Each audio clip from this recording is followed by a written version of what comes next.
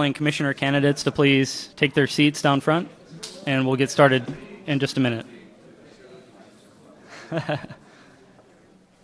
And don't change seats on us here.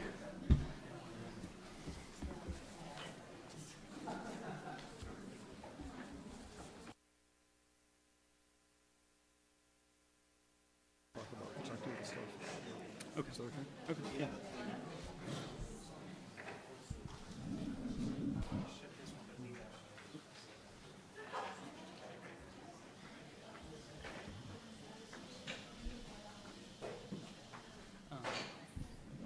For the mics, I think we can just kind of lean in.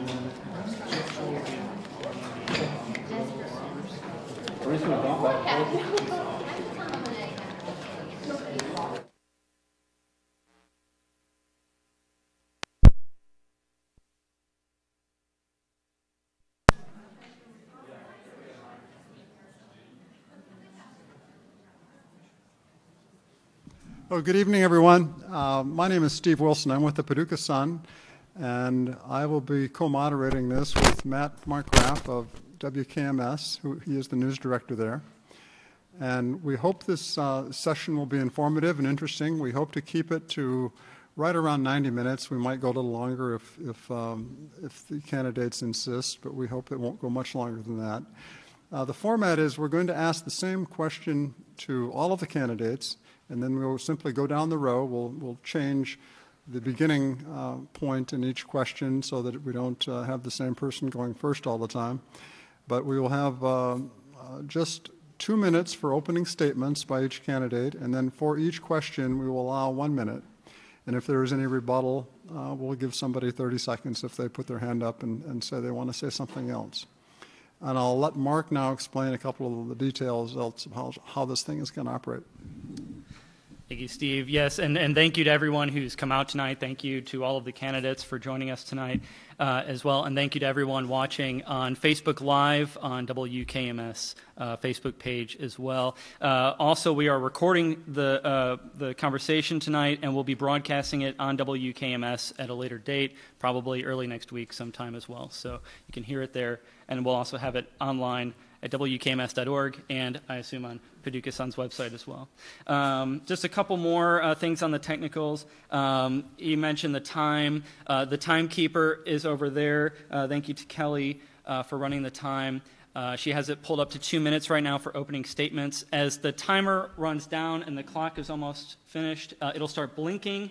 Believe me, you'll see the blinking. And so when you see it blinking, please wrap up your statement, and let's try to be mindful of everyone's time here as well, so we can keep this moving along at a good clip. The microphones, try to avoid picking them up and talking. They should be at such a level where they'll pick you up where you're sitting, so you can just relax and speak comfortably, okay? Do you have any other questions? Anyone have any questions? Okay, great. Well, without further ado, let's begin. The theme tonight is guiding a changing Paducah, and so we're going to ask each candidate now to give us an opening statement. We want you to tell us who you are and why the voters should elect you. We'll begin with Brandy Harless. Great. Well, good evening, everyone, and thank you all so much for being here tonight. This morning we had the Chamber Forum, and I said it then and I'll say it now. I have been so amazed at the interest of this local race. I think it says a lot about our community that we're all engaged and ready to see Paducah really live up to its potential. Now, I'm running for mayor for a lot of reasons, not because of my disrespect for anyone that has led before me, but because Paducah really is at a tipping point. We're at a point in our community where we have to make decisions, and that it requires a different skill set to really take us to that next level of Paducah. And I know that I have that skill set. I went to Vanderbilt University and Boston University for grad school. I've had the opportunity to have a lot of executive leadership opportunities, and I know that those opportunities have really allowed me to have the skill set to take Paducah into the next generation. One of my main concerns is the economic opportunity and the fiscal responsibility that our leaders are carrying. Those things are very important to me, and I want to make sure that we're making the right decisions moving forward so that we can build on the foundation that we've created and that leaders before me have created. But you know, it's really time for the next generation to step up and lead Paducah, and I look forward to doing that. And so thank you all so much for being here tonight, and thank you guys for hosting this. Good evening. I'm Gail Kaler. I'm mayor of Paducah, and I served 6 two-year terms as commissioner, and I've served my first term as mayor in Paducah. I'm running for re-election because I feel like the experience that I have within the community, within the leadership of Paducah, enables me to make sound decisions for the future of Paducah. We have a lot of things coming our way in the next 4 years. We have a lot of opportunities coming our way, both economic and socially. So we need that experienced leadership that I can provide the city of Paducah. We've done many things in Paducah since I've been mayor. We've had $60 million right now in commercial development within the city. We've got another $60 million in the pipeline for development here within the city of Paducah. We've had a tremendous influx of development within the downtown area. We've had $3.3 million in development downtown. So I want to continue that progress that we are making today and to take Paducah to the next level also, because I think that we have a tremendous opportunity in Paducah.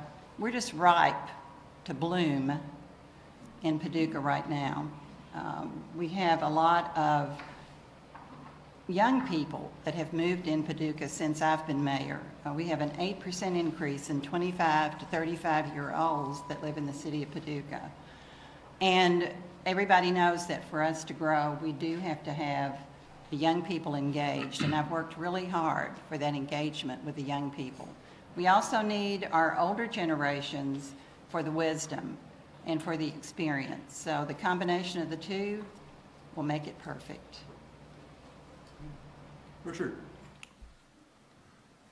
Thank you so much for this opportunity to come and talk to you about something that I'm extremely passionate about, and that is our city. I've been fortunate enough to gain the trust of the citizens of the city to serve several terms. We have tremendous assets here in the city. We have great partnerships in getting things done. A municipal in itself can't do everything, and that's why you need partners to come in. And first thing off my head is I go across the state sometimes and I talk to folks and they talk, what's going on in Paducah? And whenever I mention the community scholarship program, it blows them away. And they're like, how did you guys do that? I said, well, it doesn't really matter what side of the aisle you're on. Everybody in the room agrees that education is a tremendous stepping stone to change a person's life. So we agree on that, and then we move on. Now, some other things we may debate and talk about, that's one everybody can agree on. We have a lot of that in Paducah. You're always going to get disagreements on things, but that's okay. That's okay. That's part of it. I'm honored to be here, and I look forward to serving another 2 years if I am elected on November 8th. Thank you. Mr. Bennett. Thank you. My name is Frank Bennett, and I'm running for City Commission.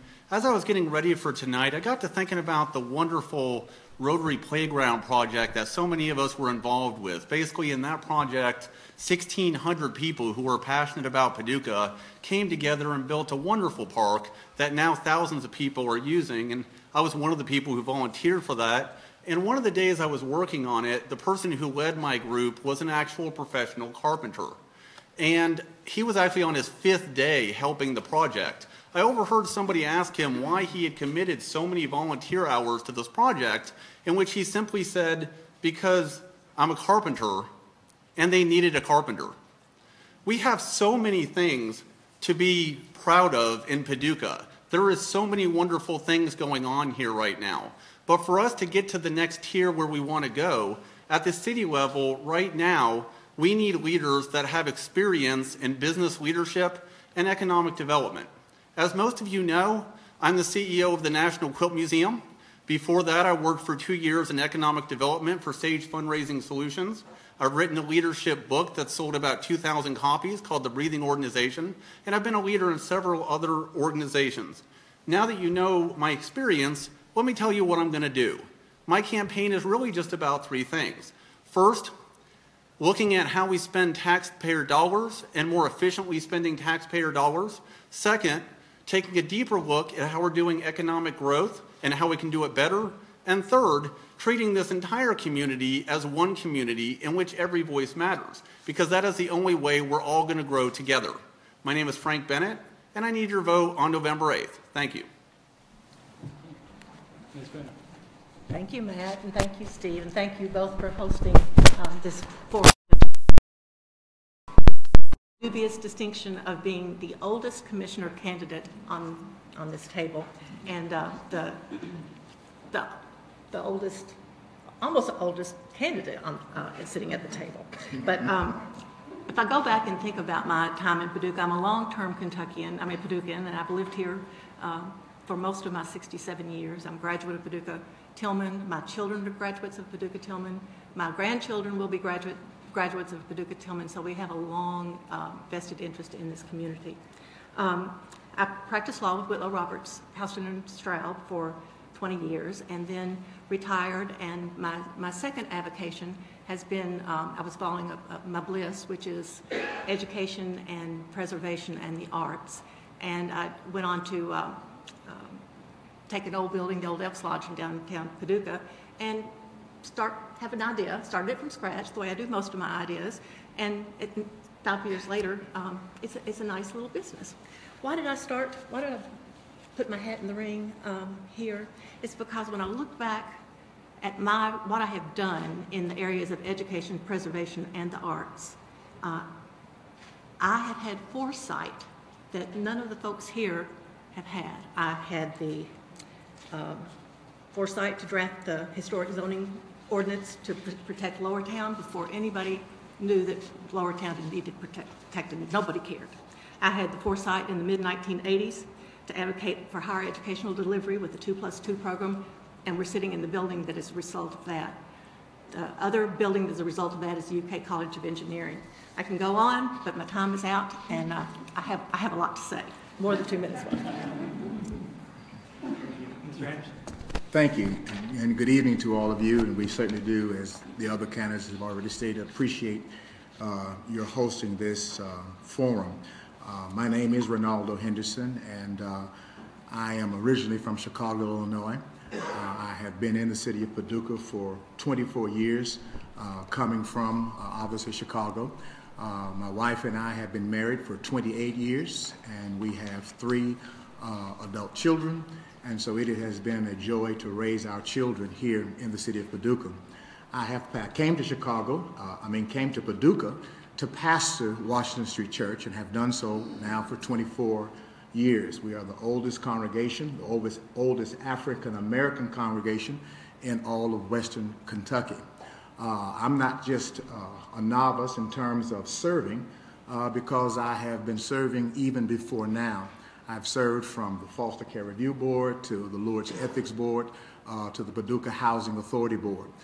So therefore, I do bring a host of skills and gifts and talents and wisdom to the table. I'm not the oldest and I'm not the youngest, but I do consider myself to be a tomorrow thinker.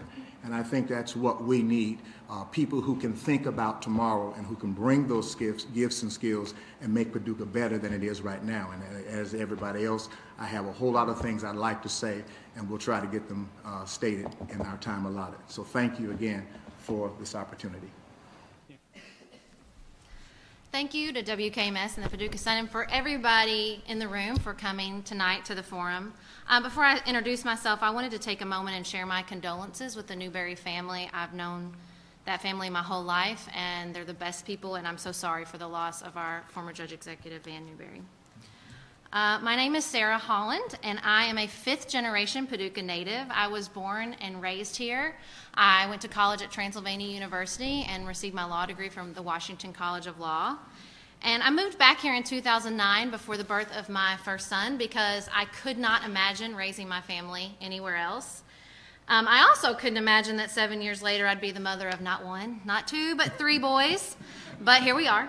And the past years have not only been a time of excitement and growth for my own family, but really a time of growth for Paducah.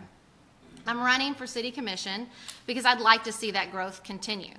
And I believe it's time, like Brandy said, for the next generation of leadership in Paducah. And I want to help make that happen. My work is in digital marketing, and so I've spent a lot of time over the last few years working with small businesses and helping them adapt to our changing economy and listening to their concerns about their relationship with the city of Paducah and how we could address those problems. I've volunteered with the Charity League of Paducah, the Oscar Cross Boys and Girls Club, and it's helped me understand the needs of Paducah's most neglected neighborhoods and citizens. And my work as a mother has helped me understand that every family in Paducah wants what I want for my boys, which is for their children to succeed and for at least one of them to move back and take care of me. So I pledge to bring all that experience to the City Commission and a passion for Paducah that is untouched. And I'm asking for your vote on November 8th. My name is Eddie Jones. I have a degree in public administration, and I am a lawyer at Bell Stover and Graves, which is a local firm here. I, with the other partners at Bell Stover and Graves, basically manage a small business that employs 15 people. We together own 3 historic but old buildings in Lower Town, Paducah, so I have some real-time experience with maintaining 3 of your historic buildings. I understand what it means to cross your fingers when it's raining really hard and hope you've done a good job with the roof. My most important job in Paducah is that I am father to what used to be a little girl, Allison. She's now 15. She's not little anymore. She attended Clark Elementary School, Paducah Middle, and tonight is playing her last home game at Paducah Tillman on the volleyball team. So I'm kind of a right-to-it kind of guy. What do you get if you vote for me? Yeah, here's what you get. I'm a fix-the-canopy guy. We've got a problem with our city hall. We wrote a lot about that last year and early part of this year. I'm a guy that wants to fix the canopy. Somebody else, well, what are you going to do about city hall? Well, I'm going to fix the canopy.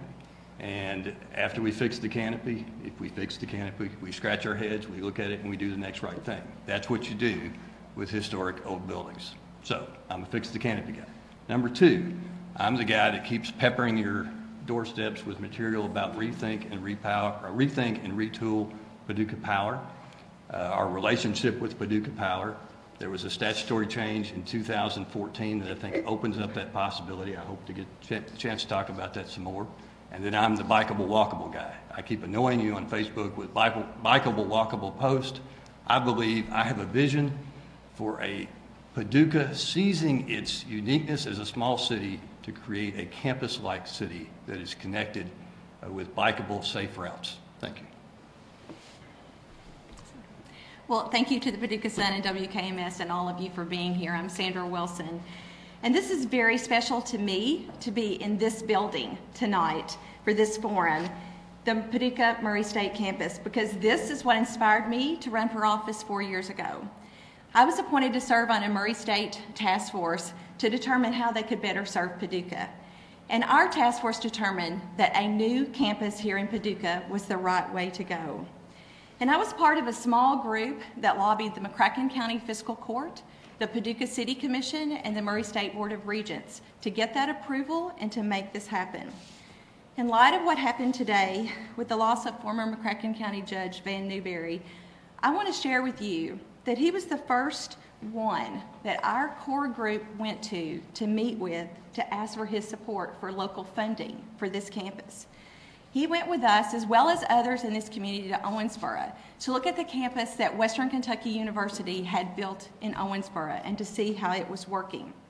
Following that visit, he was all in, and he said McCracken County will take the lead in providing the funding to build a Murray State campus in Paducah, to build our lives better, to strengthen our education.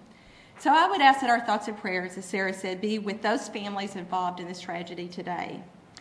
I had a lot of other thoughts that I was going to share about these past 4 years and our future, But I'm just going to conclude with saying that I'm grateful for these opportunities that I've had as a community activist and as the city commissioner these past 4 years.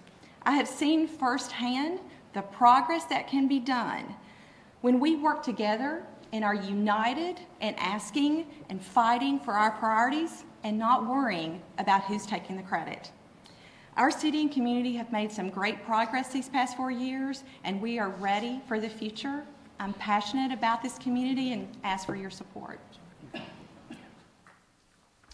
Thank you all. And I should also mention that Alan Rhodes is also a candidate for our city commission and was unable to make tonight's forum due to a prior out-of-town engagement. So, let's move on to standard questions. The response time for these is 1 minute. Let's begin with Mayor Kaler, and just like Steve mentioned, we're going to stagger the answers with each question, so everyone gets a chance to go first and last. Okay, so the first question will be, what do you think is the biggest need or needs facing Paducah today?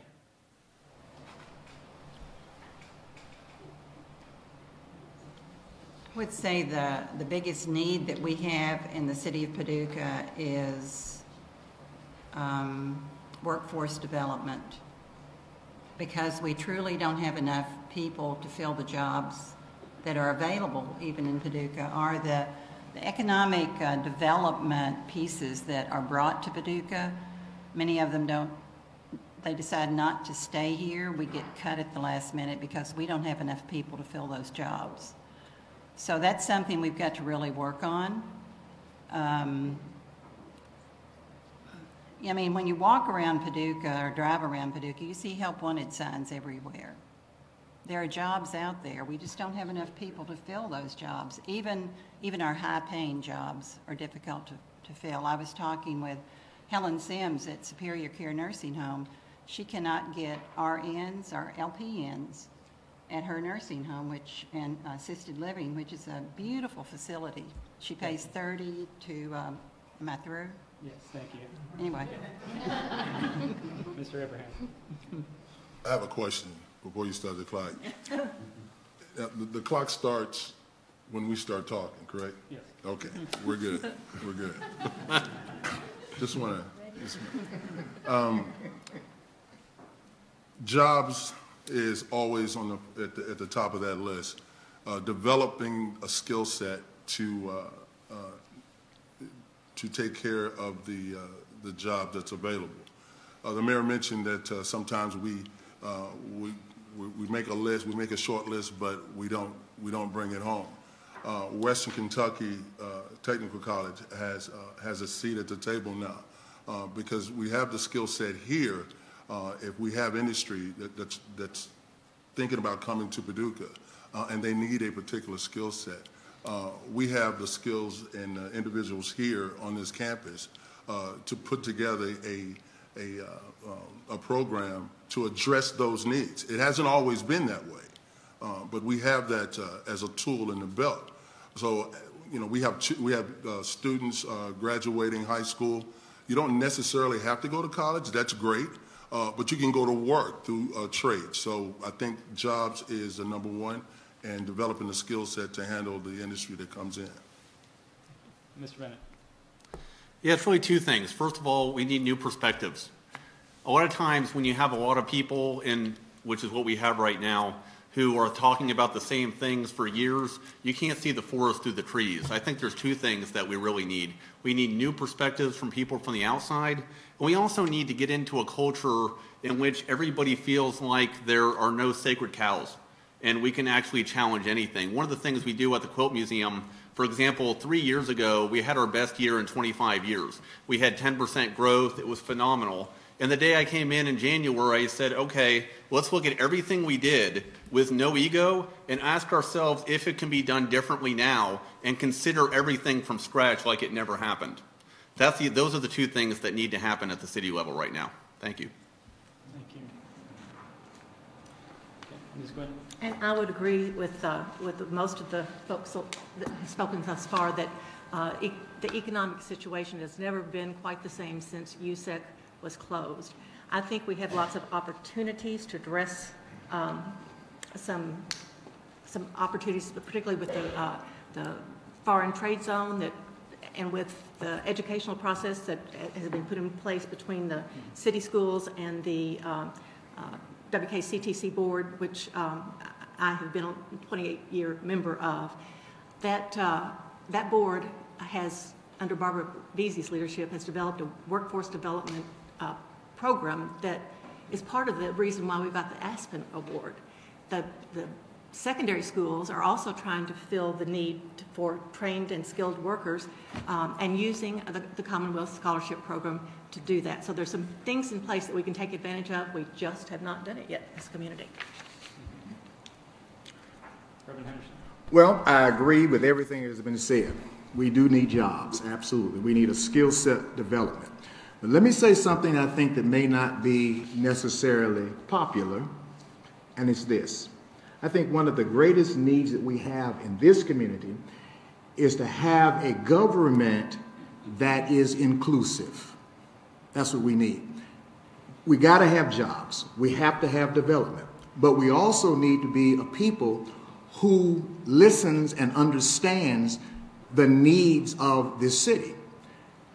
I don't in any way mean to be negative, but the reality is, or the perception is that there's a great disconnect right now from the citizens of Paducah and the government.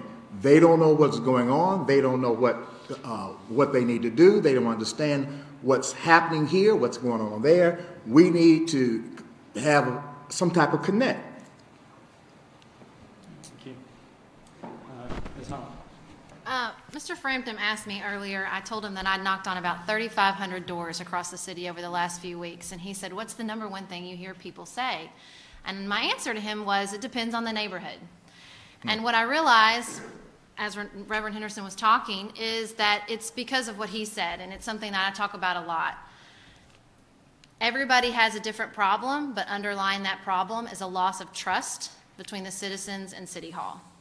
There's a lot of reasons for that, but until we address that central concern, which is that people don't feel listened to, that people don't feel that their problems are being addressed and that their concerns are being met, I'm not sure how much progress we can make on other things that are vitally important, like jobs and workplace development, because the relationship itself is in need of transparency and communication and listening. Thank you. Absolutely. Okay. Mr. Jones. Well, obviously, everybody wants the jobs. We want a good economy. But I'm going to answer your question in terms of what can I really do as a member of a team on the commission. Well, I got to be on that team. There's a book written by Rebecca Ryan called Live First, Work Second, The Mind of the Millennial. It was written in 2008, but Would you look at me? but it makes a pretty good 2016 read. And it talks about how in this modern economy, one of the things I think we have to do is really, truly develop our city as the place that people want to live, people want to work, and people want to play. I spent some time as a part of my work travels in Phoenix a couple of years ago.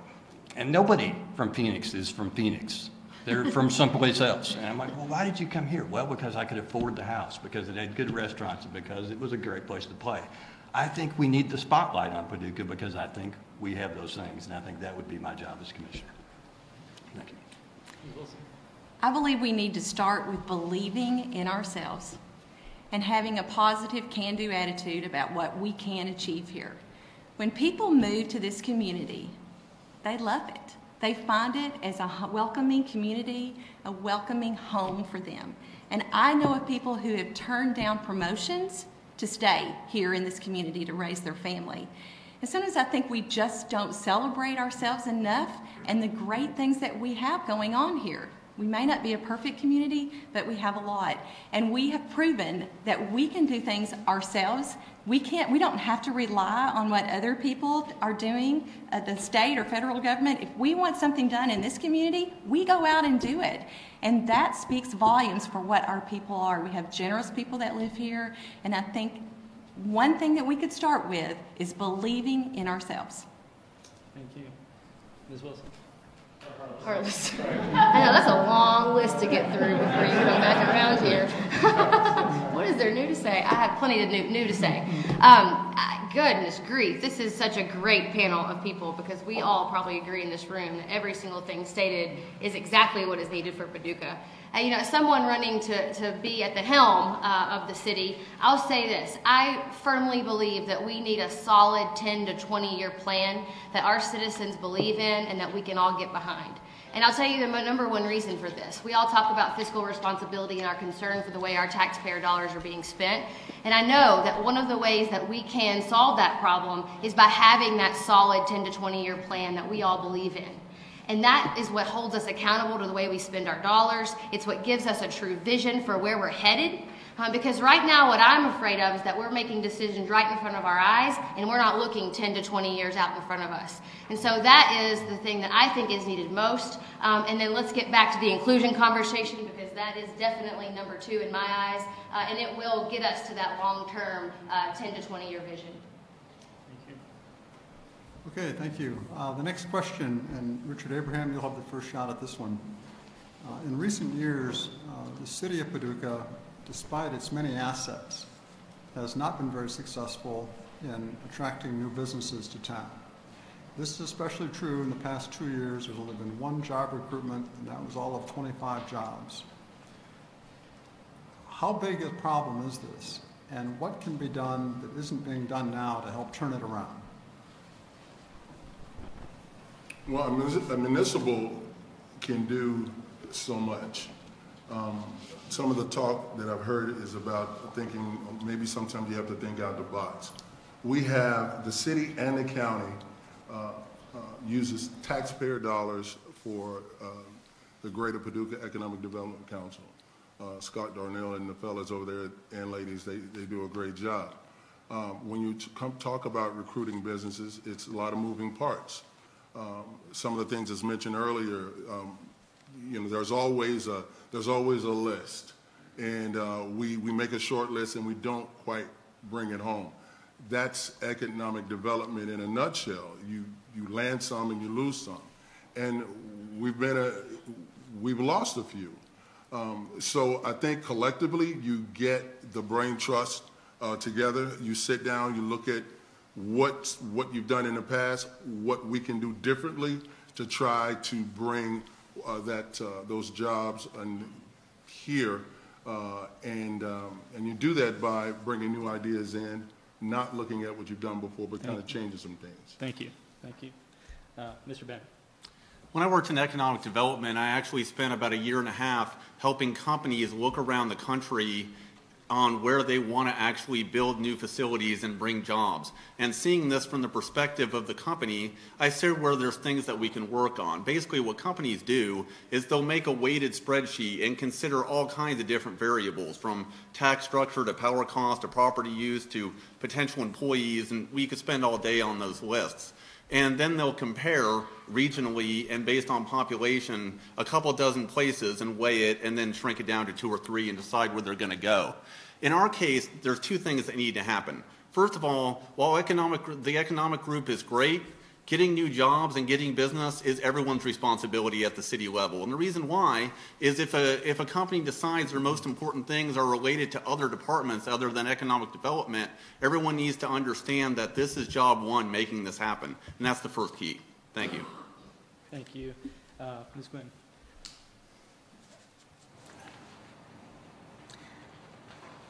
I think that Paducah has got all the things in place to be able to shine.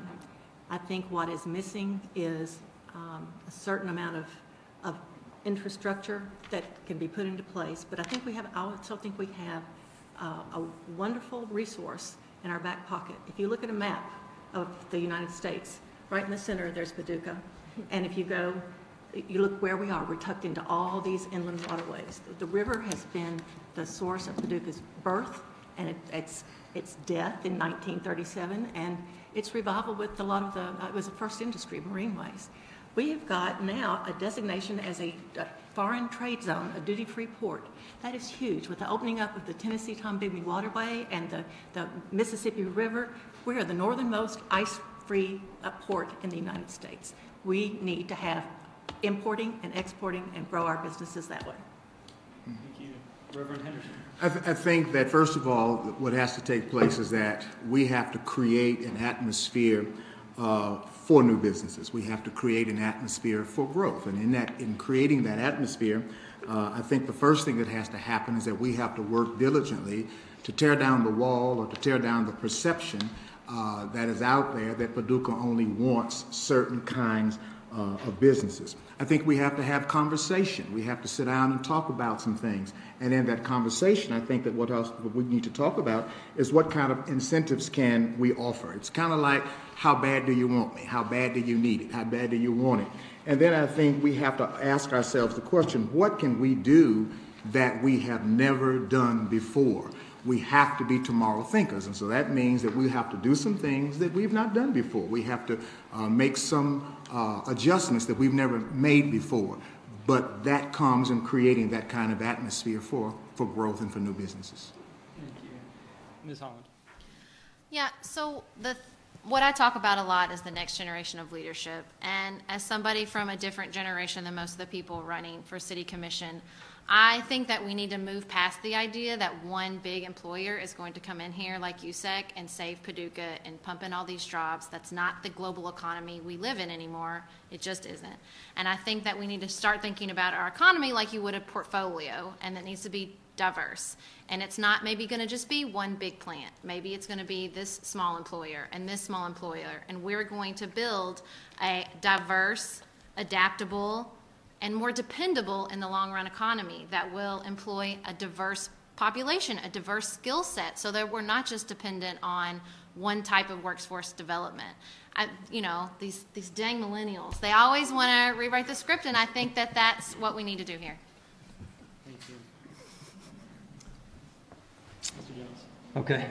Well, all right, if we look at what's happening in Atlanta, if we look at what's happening in Portland, we look at what's happening in St. Louis, you're going to be sick of the words bikeable, walkable. And when I say bikeable, walkable, I'm not talking, first of all, I don't ever intend, it's not my desire to get on a bike and ride at 40 miles tomorrow.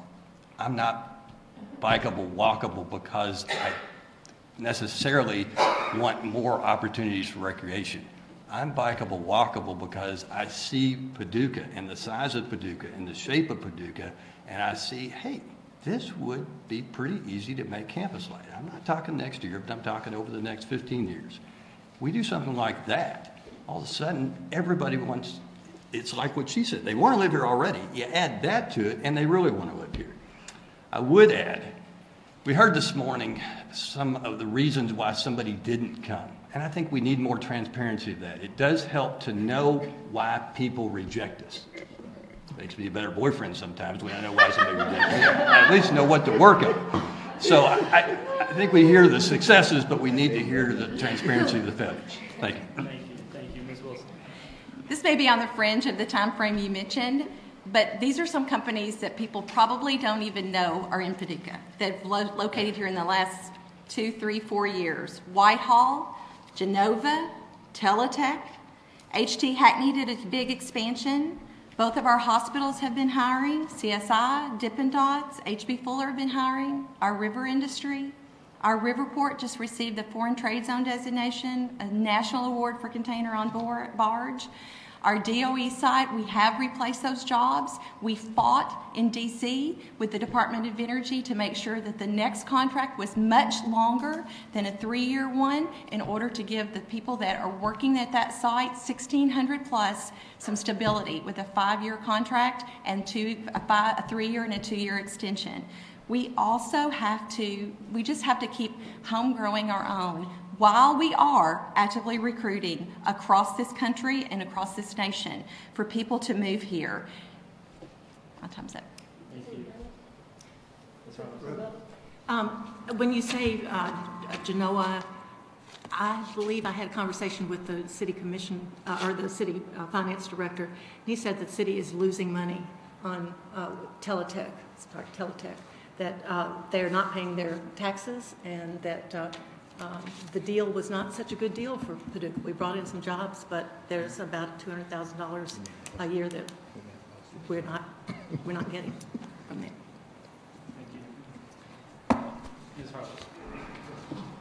I think about the shrinking population of Paducah, and that starts to concern me quite a bit, because the reality is that with 25,000 people or less, we don't compete that well for those jobs that we're all looking for. A lot of times companies are looking at population size, and yes, we can make a great argument that we are a regional hub, and that is absolutely incredible, which is why regionalism is something that I think is very, very important for our future. The 8 counties that make up the purchase area are 210,000 people in those 8 counties. And so Paducah has always been the leader in the region, and we have to stand up and bring all those people together to the same table and start having this conversation, especially in our river industry. The river industry is ready and willing and able for us to take that more regional approach. The river counties are starting that process, and we've got to get on board as the regional leader and make sure that we're the ones leading that charge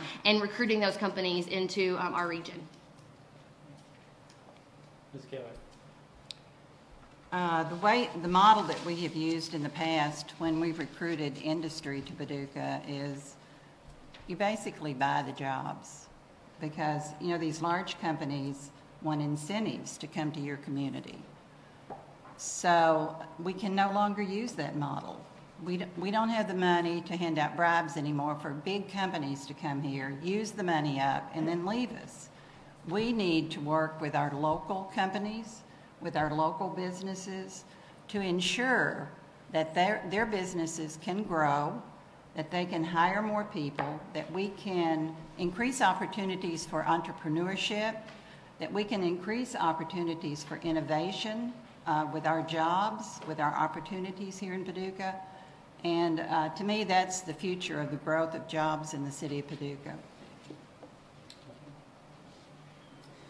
We'll move on to our next question, and this is somewhat related.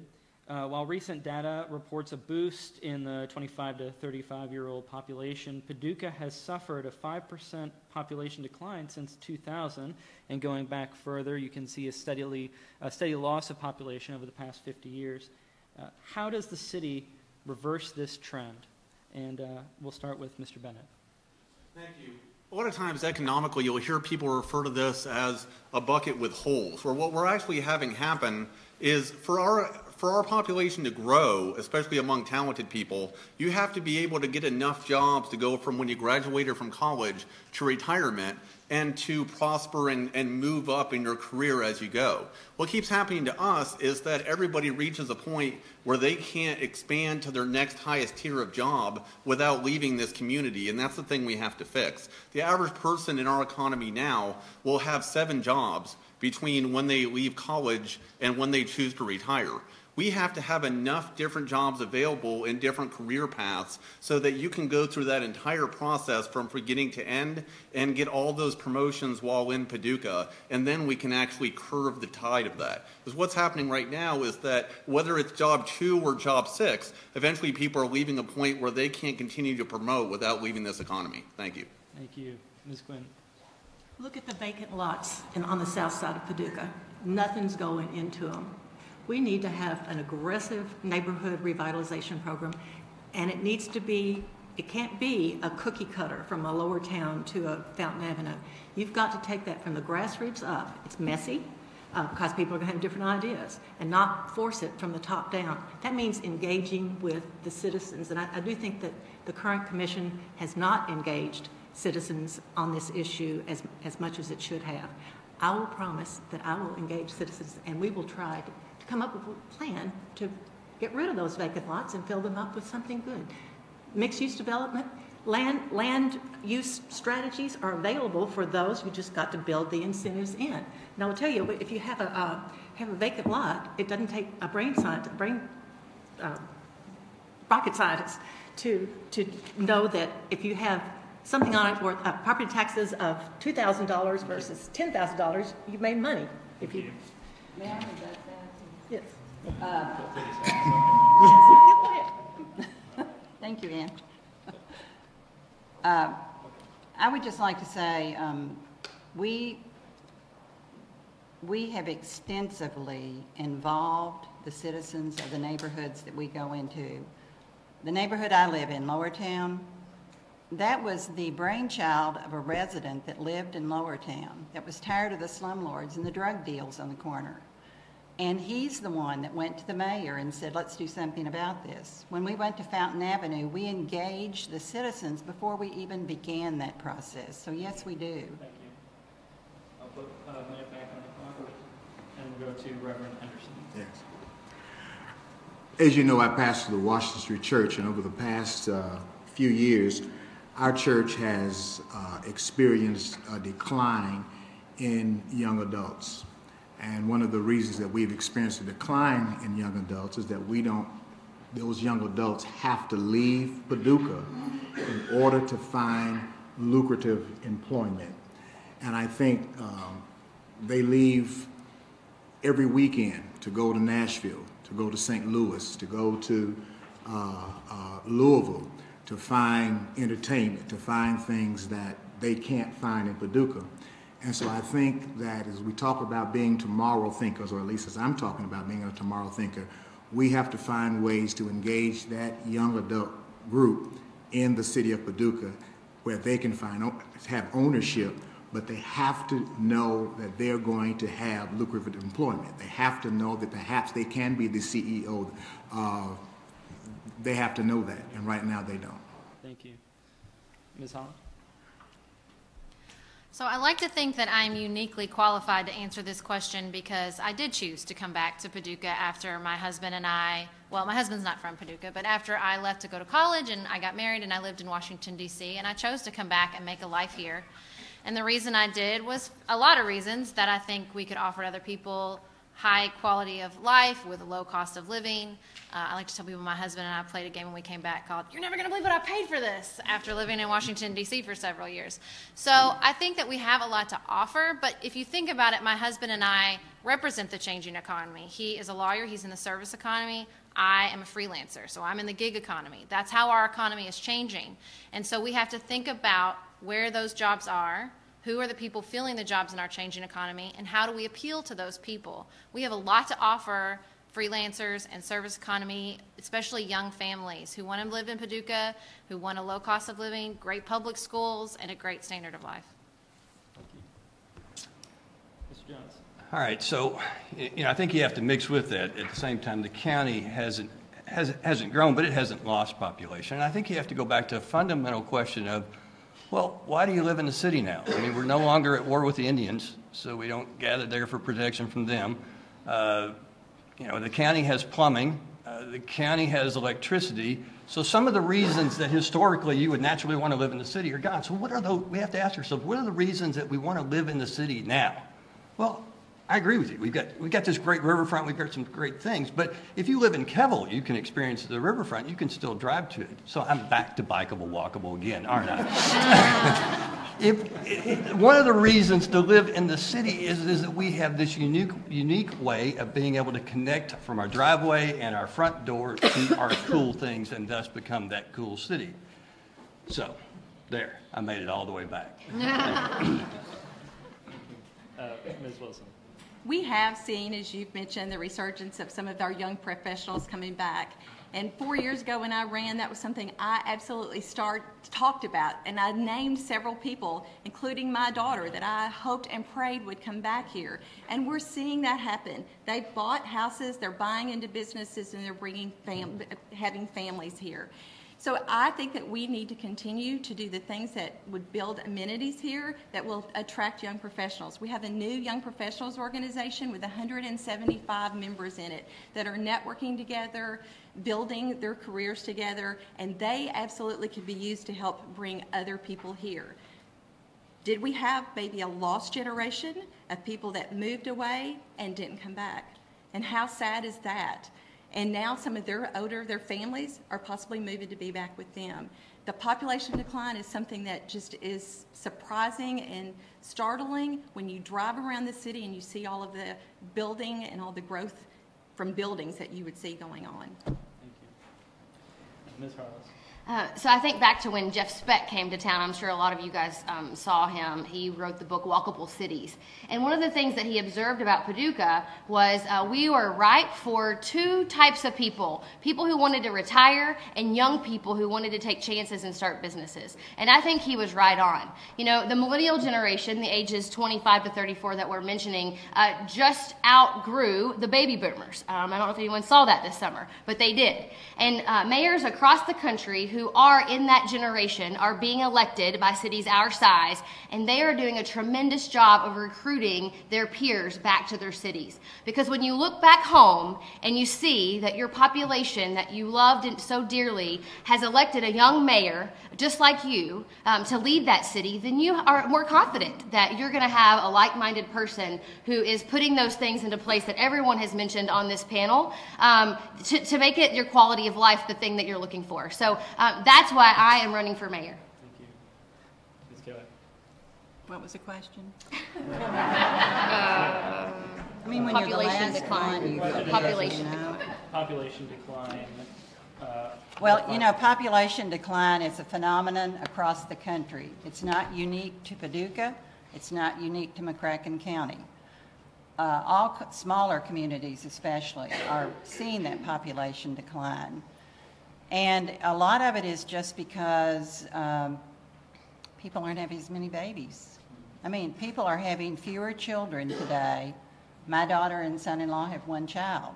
So, you know, people today understand the great expense of having children. I don't think as many people have children today. And not that that's the total reason that we have a population decline here. If I knew the answer to that, you know, I could win the $1 million question. And I don't think any of us have a handle on that, why that is happening, why that phenomenon is happening. I don't think having a young mayor is going to make a difference. As I said this morning, I'm a young thinker. I don't think you have to be young to think young. Thank you. Mr. Abraham. When you talk about population decline, that's a challenge.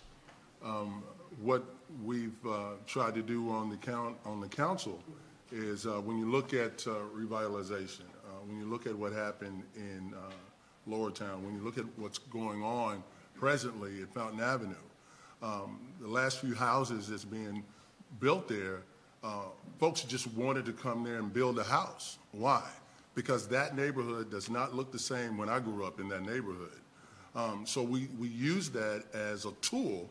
When you look at the investment, $13 million in that, that's not Nashville, that's not St. Louis, but that's not bad for a town our size.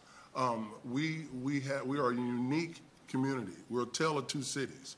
We have the retail and we have the homegrown restaurants and businesses downtown.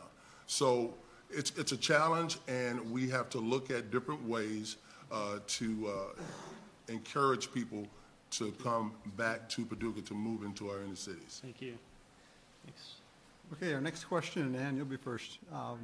In talking with city leaders and county leaders here and in other cities in Kentucky, I've heard a similar theme, and that is that the better the cooperation between especially the elected officials in city and county government, the better those communities have been doing, economically and in other ways as well. Is the level of cooperation here in Paducah and McCracken County adequate? And if not, what needs to change? I had a conversation with Judge Leeper fairly recently, and I do think we don't cooperate across city-county lines the way we used to. Back when Jerry Montgomery and Danny Orazine were leading the county and the city, they were constantly together. We had a division. We can overcome that again, but we have to get people on the same path and going toward the same goals. And so if we have common problems, instead of letting the city decide for them and the county decide for them, let's do more joint sewer agency kind of problem solving, where we put the best of both worlds together and let them tackle the problems. We've got a lot of really talented folks in this city. We don't need so many consultants, I don't think. But if we'll identify those who can make a difference and start communicating, I think we'll solve a lot of our problems. From what I there does not seem to be the kind of cooperation between the city and government that perhaps, as has been said, as it should be. I think that as I look at it, everybody's looking out for themselves. Everybody's looking out for number one. And I think in anything that we look at, my point of reference is the Bible, and that is that two can always work together. I mean, you do better when you're together. You accomplish more when you're together. And I've said it before that I think that whomever our county commissioners, whoever's elected as mayor and city commissioners, we have to get past our personal agendas and try to determine what's best for the masses, not what's best for our particular agendas. No. I guess I'll expand on that. No, there is not a level of cooperation. And I think when I spoke before about the loss of trust between the city government and its citizens, that lack of trust affects the relationship with the county and most certainly affects the citizens of the county's perception of the city. It's not like they don't see the same stories or they don't read the same newspaper, and that not everyone is not concerned about the same things. People that live in the county are concerned about population decline and are concerned about economic growth, just like people in the cities. And I think that if there is the perception that there is not enough communication and not enough transparency, that absolutely affects the relationship with the county as well. Get in on that. A few years ago, there was a issue on the ballot. Metro government. Do you want metro government? It was pretty clear that that was a no. Okay, there was a reason for that. Now, where did that divide come from? Sometimes I scratch my head. So why is it looked at as that the city and the county are against each other? Where did that come from? Where did that start? With me, I don't think that that's anything that's healthy. So we need to make sure that we get whatever it is out of the way and move this community forward together. Mr. Abraham, we'll come back to you. Eddie Jones is next. Well, how can I make this bikeable? I'm just kidding. I don't know. I think it is important, and I will say this, that Commissioner Rhodes has done a pretty good job of reminding the county that everyone in the city is also in the county, and that therefore we have some, they represent us as well. I think the other thing that they need to be reminded of, and please don't take this too crazy, but the county doesn't have a choice. It has to be a county. The city, we're actually a choice. We choose to be a city, and sometimes, we're probably too big to do the Lone Oak threat, but they ought to think about that every now and then. What if we weren't here? You take City Hall. But in general, I guess, the first thing I did after the primary was I went to meet with Judge Leeper, and I'm not sure I sense a lack of cooperation. I know there was a 911 thing going on at the time, but I felt generally that I thought he'd be cooperative with me. So that's it. This building is a perfect example of a city and county cooperation. And there are many others that could be quoted and used as examples. From my perspective, when our organization goes to Frankfurt every year to fight for our transportation issues and other things that are important for us, our city and county are both at the table, representing us there as a united front. When we just went to D.C. to fight for our community, the city and county were both there in a united front. This morning I had something I wanted to talk to Commissioner Bartleman about. I approached him and said, hey, can we talk about this for a second? We are in agreement with a certain issue. I talked to Commissioner Byer frequently, and Scott Wathen was with us in D.C. I would be surprised to hear Judge Leeper say that we weren't cooperating with him and that he felt like that was a problem holding our community back between the city and the county. You know, I think that the cooperation has definitely improved over the last several years. I think that's true. We know that some former leaders were definitely more contentious against each other than others have been recently. But I'll say this, cooperation on the surface level is definitely nice, but I think an intentionality is what we're lacking. The intentionality that I'm talking about is the direct communication constantly between our mayor and our judge executive. I actually sat down with Bob before I filed my paperwork because one of the things that was very important to me as a mayoral candidate was that he would be willing to be in constant communication about a lot of things that are going on. One of the things I think he's done a great job at the county level is, and he did this at the State of the County address back in January, is he shared with us all the lessons that he's learned as he has fine-tooth combed the county and tried to find those efficiencies.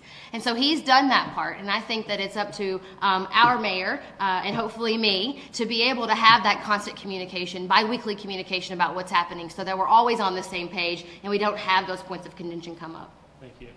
Ms. Gilbert. Personally, I want you to know I have a great relationship with Judge Leeper. We meet on a regular basis with the Department of Energy, and we go over issues concerning that site. Jennifer and Robert want to keep us clued in to what's going on there. Friday, the judge is meeting on a transportation issue. The two of us are meeting with a transportation group at the Chamber of Commerce. Some of the things that we have cooperated on and that we have achieved as a city and county is the animal shelter, 911, working with the Department of Energy, the police and the Sheriff's Department work closely together. Our fire department, as well as the volunteer fire department in the county, work closely together.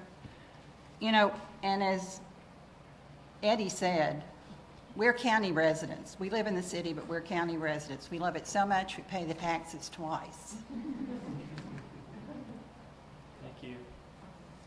Mr. Everett.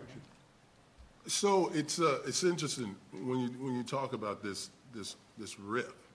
Is it a perception or is it real? You can look at projects that we've jointly worked on together and they're successful. Yet when you put it on the ballot, do you want to come together as a metro government? Resounding no. Okay, so you can't say, well, we're going to do it anyway. It doesn't work that way. So maybe there are some barriers, there are some perceptions, and hear a lot of talk about being transparent. Well, how transparent do you want to be? I mean, we can talk about, and you can look at anything that the city's doing. The way I feel about it, anything that I'm doing is your business because your dollars are paying for whatever we're doing. So there's no secrets there. Sometimes there's a perception that the city and the county don't like each other. And where might that come from? Thank you. Mr. Bennett. This is actually pretty simple in my eyes. Basically, we need a rephrasing of the language. It's not two teams working together, it's one team. Whatever happens in the county, in the city, all these boats float together. We all are either going to be successful as a region or we're not together. What we have right now is, first, we have teams. Second, we have multiple people trying to be the running back on the team. I wanted to get a sports analogy in there for you as I sit next to you. But we have too many people. We need to get this together, and it's real simple. We need to get to communication occurring that is a rephrasing of the entire idea of city-county. I grew up in a city that had a city-county government and eventually merged. As you go through that, it's about rethinking to one culture, not two cultures working together. We are all one team, and everyone just needs to understand that. Thank you. Thank you. For our next question, we'll begin with Reverend Henderson. Assuming that the Legislative Assembly passes the local option sales tax in the next session, would you improve implementing this? And if so, how would you implement it? Well, obviously, we would certainly, I would think we would certainly work to improve that because obviously it's going to benefit our city. We're talking about joint government, not joint government, but we're talking about county and city, so obviously it's going to improve both. So yes, I would be in favor of working to do that. How we would do all of that, I certainly don't have all the answers to make that, but I certainly would be in favor of doing so. The local option sales tax came up this morning at the forum, and I thought Representative Watkins had some really good things to say about it. But I think that it presents a good opportunity to rebuild that trust. It's a good way to have very specific projects in mind and to watch the people put the trust in the city government to have those projects implemented. And so I think it presents an opportunity to, like I said, improve the relationship between the city and its citizens. So I think it would be a great idea. My turn? Mr. Jones, yes. I was waiting for the clock. All right, so local option sales tax, obviously we can't do that unless Frankfurt says we can do that. Not only can we not do that unless Frankfurt says we can do that, then it has to go to the state and the voters have to say we can do that. It's a great idea. It passed the House. Right now, our problem is with the Senate. And we need to get it, well, we can't get it out of the committee. We got to get it out of the committee and get it to the Senate. And frankly, what we need is who on that Senate committee is opposing it. And we want to know their names and why they're opposing it, and then see what we can do to the legislation to get it out of committee. And I think we've got to be more proactive about that now, Chamber of Commerce. And I know you are. It's a big deal. And I think now we know what to do and who to do it and who to have that conversation with and find out why they don't like it so we can get it out of committee. There. All you know. Well, the best part about LIFT is the voters get to decide. It's not a city issue, a county issue. The city and county come together. First of all, it has to be approved by the legislature, again, as you said, then it has to be approved by the state. Then a plan has to be developed on what that money would be used for, and then the voters across the community decide how it would be spent. It has a sunset clause on it once something is paid for. You know, we hear all the time about Elizabethtown Sports Park. Well, it wasn't funded through LIFT, but it was funded through another tax increase. But with LIFT, everybody decides on that, not just the city commission. We could possibly have a sports park. People talk about that all the time. And they can range from 15 to 22 million. If our community really, truly wanted that, they could vote that in if LIFT passed. We have supported that and have been very active in supporting that. And I didn't aim to infer that the chamber had, and that's a big part of the chamber. The local option sales tax is an absolutely incredible opportunity for cities like ours. A city that is very timid when it comes to raising taxes because, like Gail said, we're paying them twice.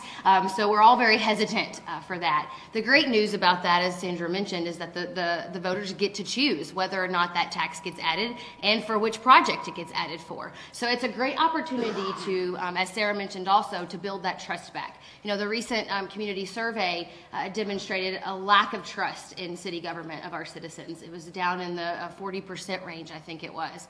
And so this option would really give us that ability to start having that conversation, really increase citizen engagement, because that's the epitome of the local option sales tax, is to make sure that voters are on board with that and that they agree with whatever project is coming down the pipeline. Ms. Kelly. Local option sales tax, I think everybody's pretty well covered all the parts of that. It's certainly something that has to be done at the state level. The best thing we can do if we want that to happen for this community is to lobby our legislators in Frankfurt. It's really the only way we can make that happen. Thank you. Mr. Abraham. It gives the elected officials an opportunity to, once the citizen says, okay, let's do that. Okay, so what are you going to do, right? Whatever the project is, you go out and you talk face to face, and your idea, your plan, your project has to be sound because you want them to be excited about what you're doing. They have to believe in what you're doing. So that, again, I have never had an issue with face to face. Ask me anything, I'll tell you best I can. That is an opportunity for us to move forward in some areas. You talk about sports parts. I'm a personal trainer. I know how much money that brings in. I know that one 12-year-old softball girl brings at least 4 people with her when she comes to a tournament. And our guys are going to Jackson you know, Commissioner Wilson knows that better than anyone. It goes out. We could do that right here, and that's a tool to do. That would be a tool to do that. Thank you. Mr. Bennett. Local option, if it passes, would be great. As most of you guys know, Kentucky is one of the top 10 states in the country in percentage of your tax dollars that go to the state level and don't stay in our local markets. Since we're here in Western Kentucky, that's really a burden to us because so much of our tax dollars do end up going to Frankfort, and having this option will give us some flexibility in the future, so we'll see if that happens. Generally, when I talk about tax issues, though, I like to focus on what we actually are trying to achieve and then look at the funding, and that's really what's going to come down to is where are going to be the goals that match the money if it does pass. But above all else, as long as we're talking about taxes, why don't we look at the current budget and what people are spending money on and see where we can cut some money there and use it for new projects while we're talking about the whole tax thing. Thank you. Thank you. Since everyone's pretty well covered my opinion on the local option tax, I think it's a great tax, a progressive tax, but I don't generally like increasing any taxes. And we have in Paducah a history of enacting a 0.5% payroll tax back in 2006. It was supposed to sunset. It was made permanent. So I think this is a tax that is good if you can get the city and the county working together for a particular project and get the buy-in of both. And as Sandra and Richard have both said, people are killing us on those sports plexes, and it's a wonderful family thing. That would be a good healing project, perhaps, whether it's funded by the city and the county or by a local option tax. It ought to be considered. Matt, can I have? Yeah, you'll put 30 seconds on. I just want to add that the Chamber has done excellent work on this project, and I was just merely suggesting now that we know the names of the committee members, we can go directly to them and have these individual conversations. Paducah Chamber has done a great job in advocacy for this program. Down there? Are you beating them up down there? To house where it is. Well, I will say something about that from what Ann said. By law, with the lift tax, it does have a sunset. If we had a $20 million project, when that's paid for, that tax absolutely by law goes away.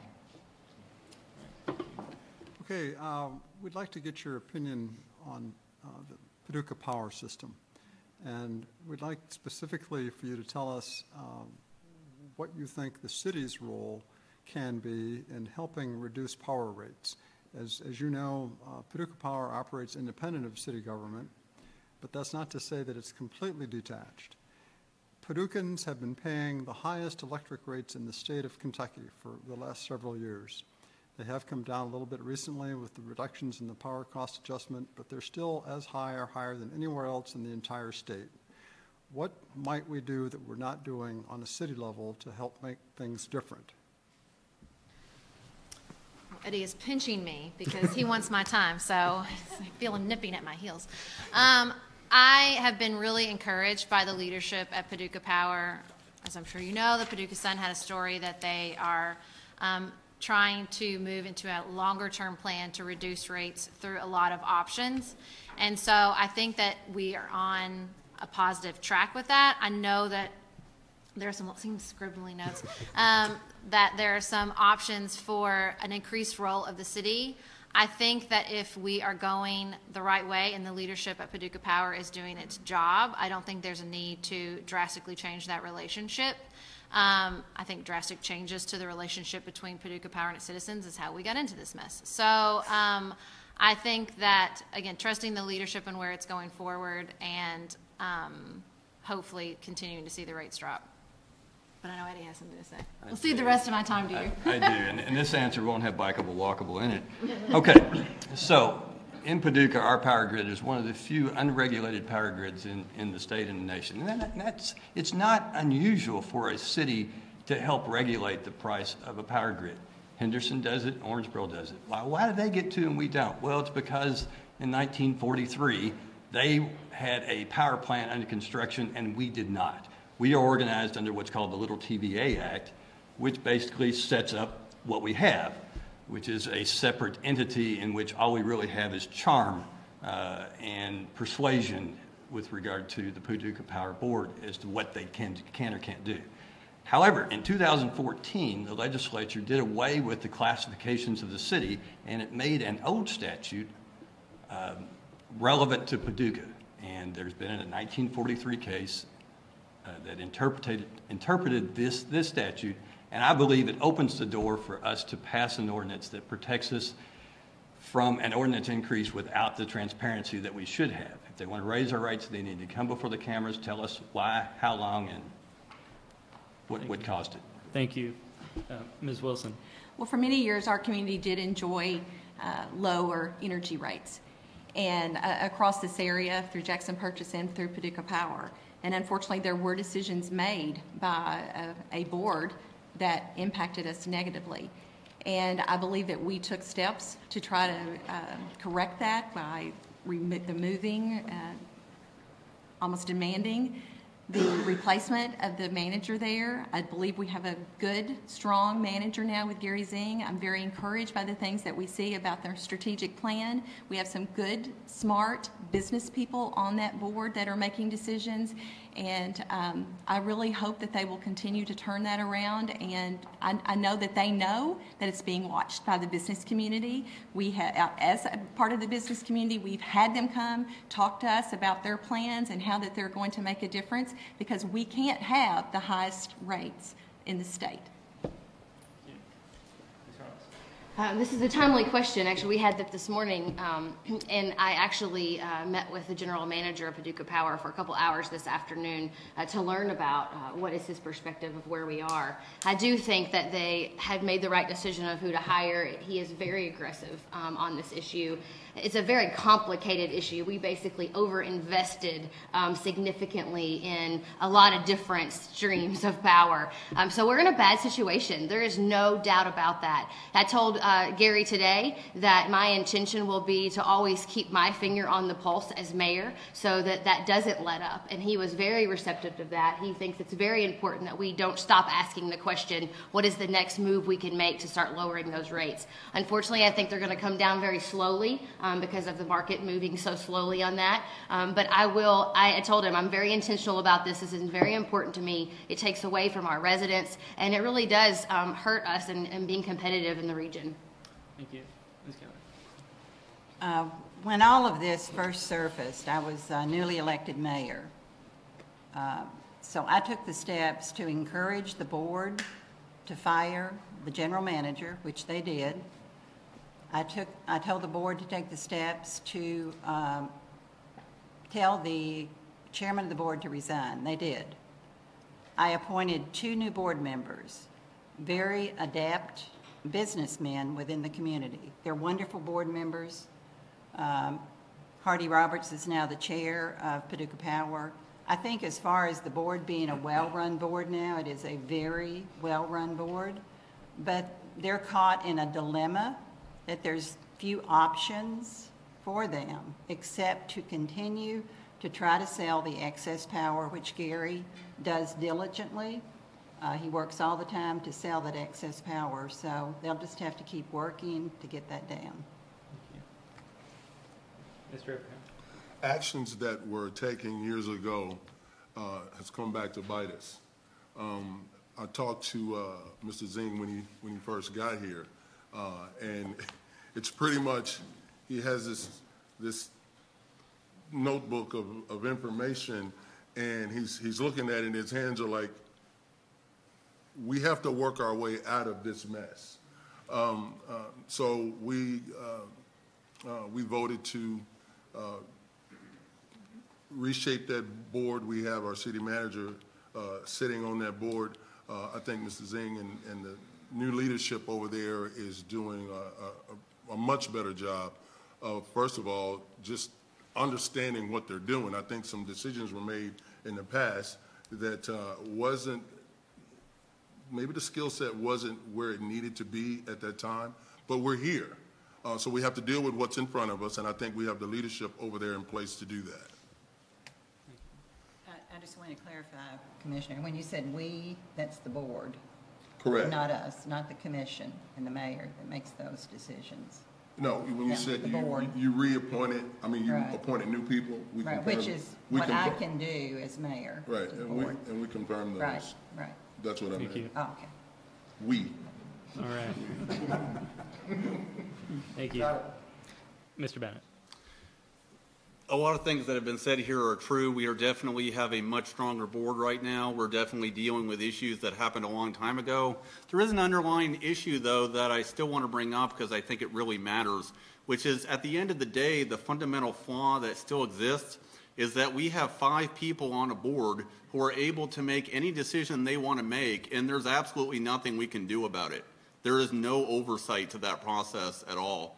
And frankly, 5 people that have that level of power in the city, sometimes you have a good board, which I think we do now. Sometimes you don't. And there's a lot of other cities that have tripwires in place. For example, there are cities where you can't make an increase of a certain amount within a certain amount of time without that getting approved by the city commission.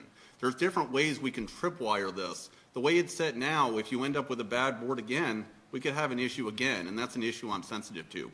It's unlimited power. It's not a place we need to be. Thank you. Ms. Quinn. Decision gone bad years ago when the city was trying to, or not the city, Paducah Power was trying to engage in its own economic development. I think that the issue has been hashed and rehashed, and I would suggest to whoever is the next mayor who is making these appointments that Eddie Jones be the next appointment to the Paducah Power.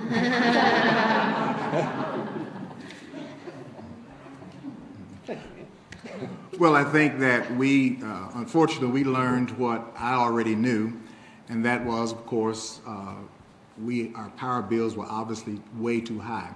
In my job, I deal with people every day. When I say every day, I literally mean every day, whose power had been cut off because they just couldn't afford to pay the bills.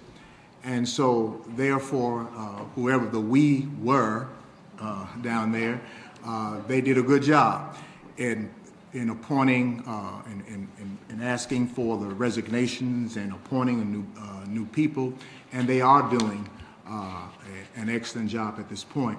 But I do think that the important thing is, and I agree with Brother Bennett, and that is that we need to have more oversight. Some kind of way there needs to be some oversight. There's a problem when you have 5 people who are making the decisions. There needs to be some transparency. They need to know that we're watching some kind of way. The prices need to be regulated, and before it happens, someone else needs to come about and approve that. Thank you. This next question, I believe, starts with Eddie Jones. The $8.1 million riverfront development project aims to be a game changer for Paducah, but there has been debate over the project's design. Is this a project that you stand behind? Why or why not? And what is or should be the future of Paducah's riverfront? Well, I guess you know where we're going here. First of all, with the riverfront, with this commission, I mean, it's kind of like if you swim halfway across the river, you got to swim somewhere. So, I mean, we're halfway across the river. We can't just stop. And it's, the project has come together. Whether I would have voted for it initially, I don't know. I go back to, it is one of those things that doesn't necessarily make people want to live in Paducah, because you can drive there if you want to. But if we connect it, and you are connecting it through the Greenway Trail, but by connecting it through a bikeable, walkable way, it does add to that. And so it adds to our quality of life. We are where we are. It looks nice, and I think it's going to be done before I take office. All right, thank you. Ms. Wilson. Our community was given $10 million from the federal government in multiple grants to use for riverfront development. And during the process of that, it has changed. It's changed locations. It's changed a little bit about the direction of it. But I would not give back $10 million to the federal government because it would just go somewhere else to another community. I believe it was given to us for the riverfront development. There were certain guidelines set with that we had to meet, and that's what we're meeting. If you have seen the drone that flew over it that showed the beauty of it, I think that once it's unveiled, people will be very excited about it. It's a new green space downtown that people can watch the solar eclipse come August. They can spend time down there with their family. We hear frequently about riverfront developments in other communities. We've been to Owensboro. We've seen that as a community. We've been to Clarksville. We've seen theirs. We are a river city, so why wouldn't we want to develop our riverfront even more and expand it from the Carson Center all the way down to the Convention Center new hotel? Thank you. Ms. Howard. Yeah, so this train has already left the station, as we know, so we will have a new riverfront development project. So I hesitate to look back on that because I think that's already passed. As Eddie said, I think it will be halfway done by the time anyone takes new office. But I do like to take the opportunity to look back at the decision-making process and look at how we did that. Deciding on a transient boat dock, yes, had some attachments to grant money. So absolutely, I am a grant writer. But oftentimes the rule in grant writing is that you don't write for the grant. You look at your projects, you build a vision, and then you go out and find the grant money to match your vision. And that's one thing I think that we might have done in reverse here. We did also base our decision to put a transient boat dock in on about a 7 to 8 to 10 year study. I'm not quite sure on that because there was a study showing some recreation boats coming down the river. But unfortunately, that has changed. That culture has changed. And I'm not sure that we're going to see the level of boating that we think we are. I hope I'm surprised. I'll be happy if I am. So, thank you. Ms. Keller. Well, actually, we did have a plan. It was done by JJR in Madison, Wisconsin. We did have the plan before we got the money. The money was promised to us. We had to have the plan to receive the money. The original plan included all the way down from Broadway to Kentucky, but because of a petition with 5,000 signatures on it, we had to scuttle that part of the riverfront plan, and we moved it toward the executive end. So that's how we became that project rather than the full project, which was that one as well as Broadway to Kentucky. So, plans change. You have to be nimble to make things happen, and you have to take bold steps to make things happen. And I think the past mayor, and the present commission and mayor have done that. Thank you. Mr. Abraham. That project has been crazy. I mean, you had everything from mussels that were apparently very, very unique. So you couldn't even look in the area where they were. So EPA's like, no, can't touch those. So you had to move the project. I was standing in front of Wilson Stage the other day, and this guy came in. He didn't even say hello. He just jumped right in. Why are you throwing all the rocks in the river? He's talking. And while he's talking, it occurred to me where we were standing. At some point, this was water. Someone made the decision to put rocks in a river to build this up so that we can enjoy some of the things we see on Thursday night. The way I see it is this. You make a decision. You stand by your decision based on the information you have. It's not going to be perfect. You're always going to have naysayers, but that's okay. We knew that when we got in the game. So I think it's going to be an area where a lot of folks are going to come and enjoy. Thank you. Mr. Bennett. I'm not an expert on personal boating, so I actually put together I got together a few folks who were because I wanted to learn, I wanted to understand this issue. And I mean, basically, we need to have some kind of docking so people can dock in Paducah. That's true.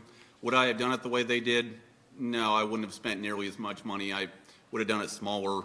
Probably would have done something in the ballpark of 15 slits, 30-foot slits. Gas is not as important as it was. At least it can be minimized because people are buying more pontoon boats now.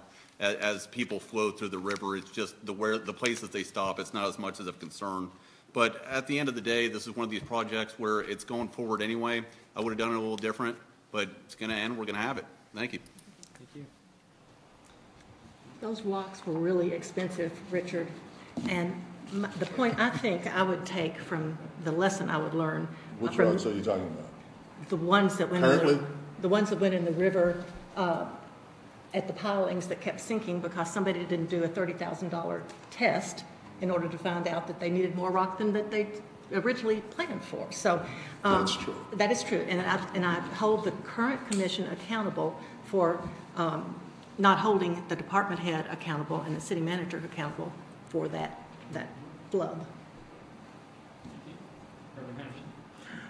Let me tell you, I'm excited about all that's taking place down at the riverfront. As it has already been stated, the train has left the station, and I would certainly not be a person who would try to sabotage that. I would want to do whatever I could to help make that project work. However, please, if I'm fortunate enough to be elected as city commissioner, I will not be excited about any more revitalization plans until I see a plan that's going to revitalize the entire city. I want to see something that's going to happen for the Aunt Janes and the Uncle Bobs in my church. Most of the folk who are in my church, or in our communities, I should say, they're not going to benefit from what's going on at the river. They're not going to benefit from the boat dock. I want to see what are we going to do for the average Joe citizen of Paducah. Then I'll be excited about spending some millions of dollars.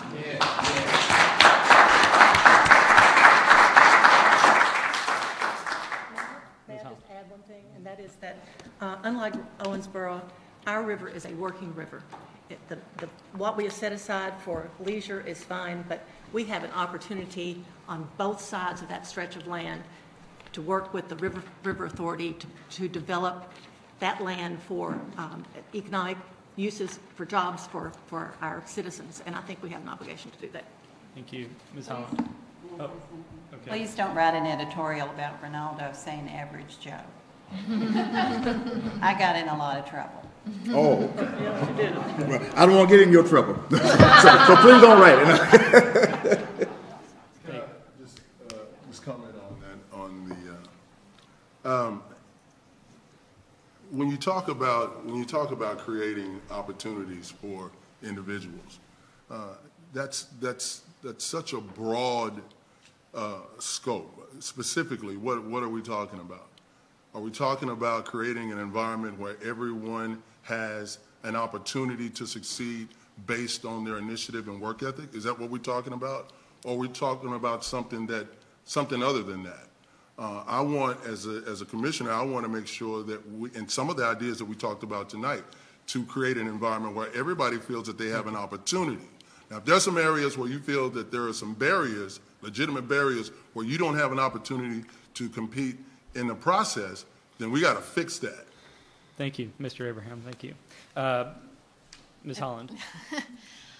So I knock on about 120 doors a day, and people are really mad about the rocks, y'all. They're real mad. And I think that it is central to the issue I keep bringing up, which is a loss of trust.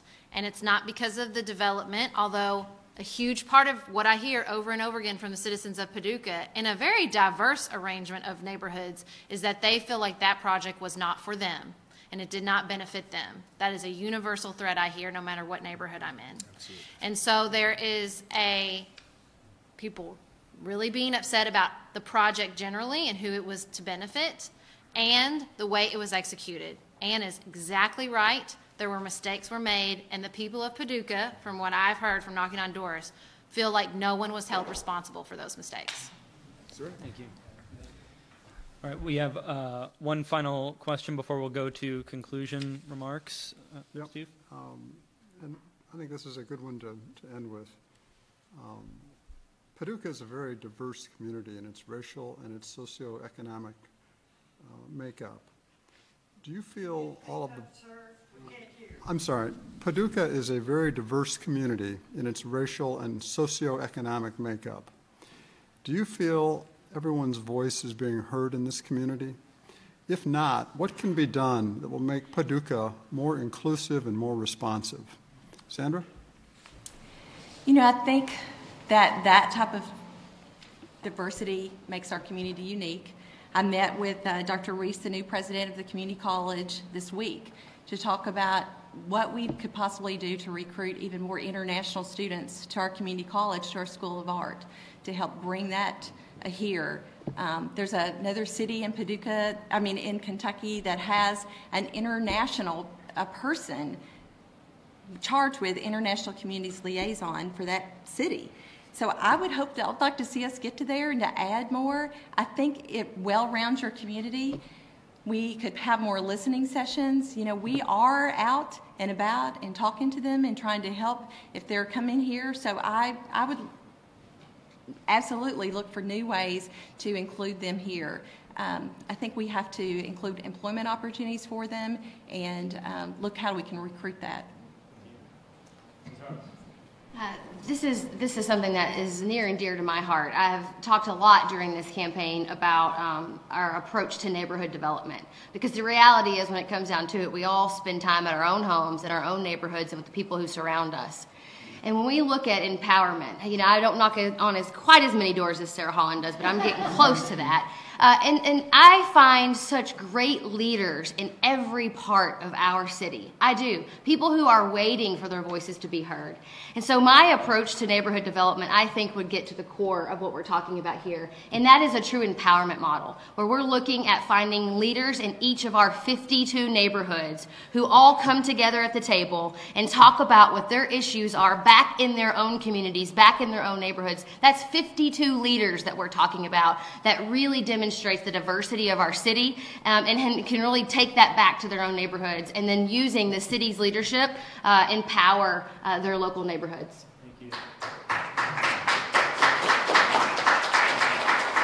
Thank you. Most neighborhood associations are formed because the neighborhood had a problem. Lowertown Neighborhood Association was formed because we had a problem with drug deals, with slumlords. It was formed many years ago before that, but revitalized when I moved to Lowertown. It was formed when, Ann? It was zoned in 1980. So that was the first neighborhood association there. And then we have a West End Neighborhood Association that was formed because of the development that was going in behind them. So, you know, each neighborhood is unique, but there's got to be a coalition of people that want their neighborhood's voices heard. And, you know, how do we find those leaders within that, those neighborhoods?